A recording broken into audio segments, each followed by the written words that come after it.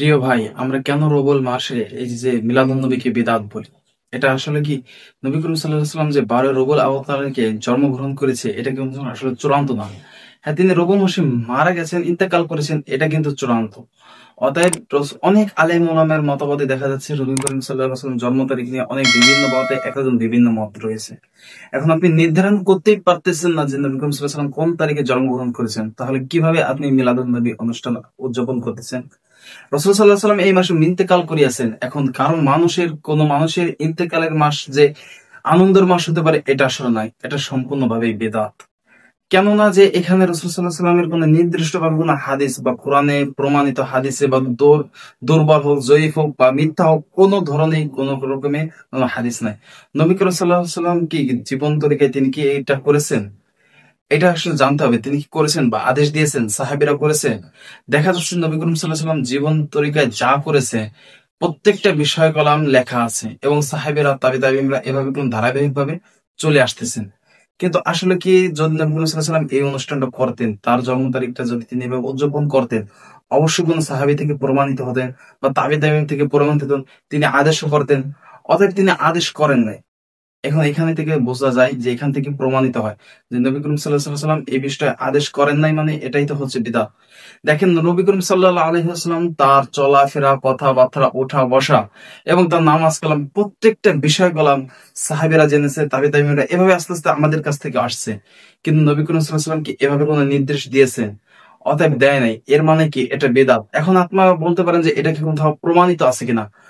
অবশ্যই দেখেন নবী করিম সাল্লাল্লাহু আলাইহি ওয়াসাল্লাম যদি কোন জিনিসের আদেশ না দিয়ে থাকেন, অর্থাৎ তিনি করেন নাই, তিনি আদেশ করতেও বলেন নাই। এটা দ্বারা প্রমাণিত হওয়া যায় যে এটা একটা বানোয়াট গল্প। নিজেকে দ্বারাই তারা গঠিত করেছে। মানে বানোয়াট ভাবেই একটা গল্প। এটা ছাড়া আর কিছুই না। অতএব এখান থেকে প্রমাণিত হয় যে এটা সম্পূর্ণ বিদআত। অতএব এখানে অনেক মানুষ মনে করে যে কি যে এটা একটা ঈদের দিন, অনেক আনন্দ দিন। ঈদের দিন হচ্ছে দুইটা, ঈদুল আজহা, ঈদুল ফিতর। এখানে নামাজ আছে। এখন আপনি যে মিলাদুন নবী এটাকে ঈদের দিন মনে করতেছেন, এখানে কি নামাজ আছে? এখানে তো নামাজ নাই। তাহলে কি এটাও তো একটা বানোয়াট গল্প। যেখানে নামাজ নাই সেখানে আবার কিসের ঈদের দিন? হ্যাঁ, সাপ্তাহিক বাদে ঈদের দিন হচ্ছে জুমার দিন, সেখানে তো অবশ্যই নামাজ আছে। ঈদুল ফিতর, ঈদুল আজহা এখানেও তো নামাজ আছে। তাহলে আপনি এটাকে কেন ঈদের দিন বলতেছেন? এখানে তো নামাজ নাই। নামাজ না থাকলে কেমন করে ঈদের দিন হয়? মানে যারা যে এই অনুষ্ঠানটা পালন করে তারাও কলম জানে যে এটা কোথাও প্রমাণিত নাই, কিন্তু তারপরও কি করে তারা বানোয়াট ভাবে নিজেদের মন ঘোরা ভাবে করে। রাসূল সাল্লাল্লাহু আলাইহি সাল্লামের যদি আদেশ থাকতেন তাহলে দেখা যাচ্ছে সাহাবীরা অবশ্যই করতেন। সেই জামানায় কি কোন সাহাবীদের কোনো কিছু অভাব ছিলেন? তাদের তো অভাব ছিলেন না।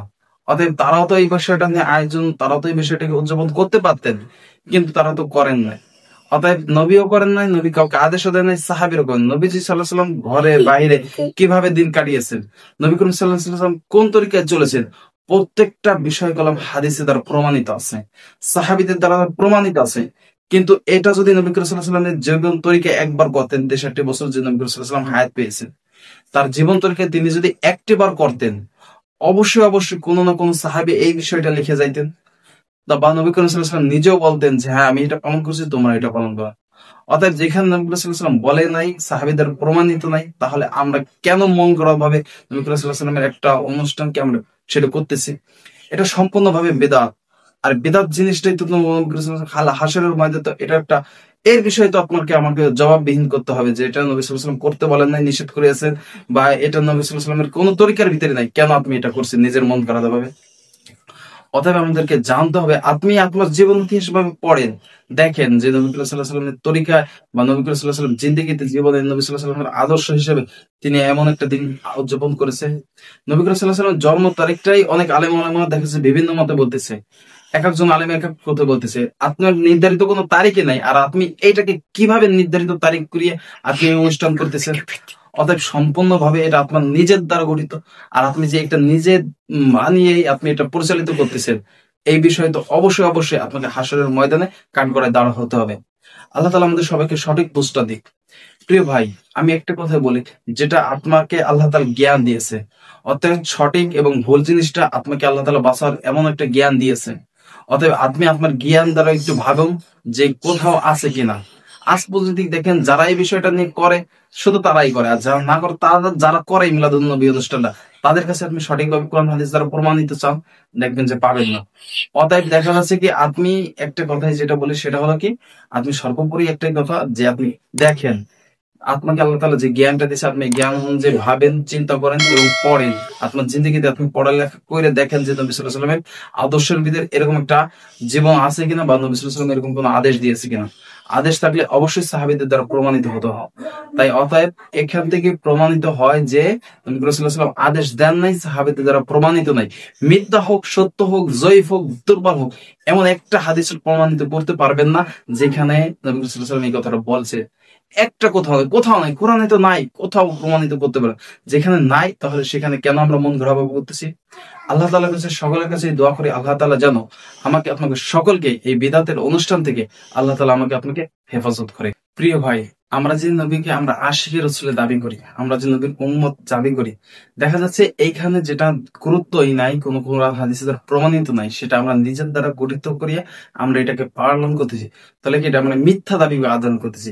নবী রাসূলুল্লাহ সাল্লাল্লাহু আলাইহি ওয়াসাল্লাম দেখেন নামাজের কথা বলছেন, রোজার কথা বলছেন, সৎ পথে চলতে বলছেন। আমরা বললাম সেই বিষয় বললাম এতটা গুরুত্বপূর্ণ না, আমরা এতটা তর্ক বিতর্ক করি না এই বিষয়টা নিয়ে।